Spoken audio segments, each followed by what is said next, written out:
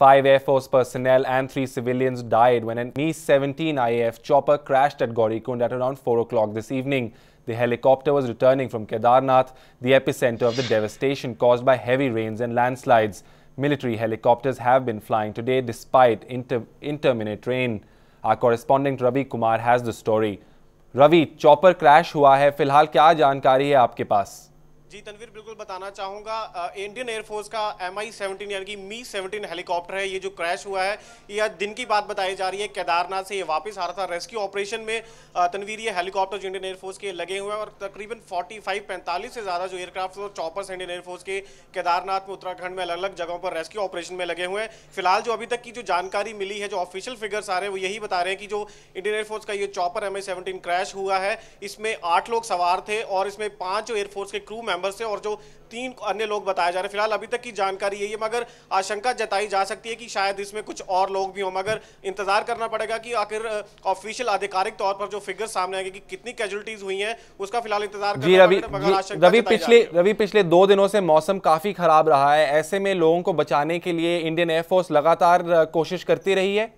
बिल्कुल तनवीर, जिस दिन से ये हादसा हुआ है, अगर बात करूं 17 जून के बाद ही लगातार इंडियन एयरफोर्स, इंडियन आर्मी और पैरामिलिट्री फोर्सेस लगातार दिन रात रेस्क्यू में वहां पर लगे हुए। और जैसा मैंने आपको पहले बताया कि 45 से ज़्यादा जो चॉपर्स और एयरक्राफ्ट इंडियन एयरफोर्स के, इंडियन आर्मी के, वो यहाँ पर लगे हुए रेस्क्यू में। तो लगातार पिछले 2-3 दिन से मौसम भी खराब चल रहा है। तनवीर, आपको बता दूं, इससे पहले 3 दिन पहले एक प्राइवेट चॉपर भी क्रैश हुआ था, हालांकि उसमें जो पायलट था उसे बचा लिया गया था।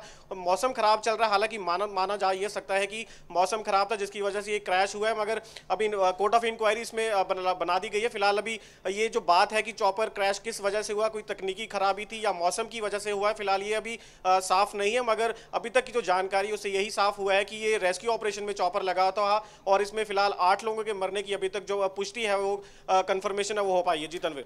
रवि, मौसम की बात करते हुए, मौसम की वजह से रेस्क्यू ऑपरेशंस में पिछले दिनों से काफी डिले चल रहा था, आपको लगता है कि इस क्रैश के बाद ये डिले और बढ़ जाएगा?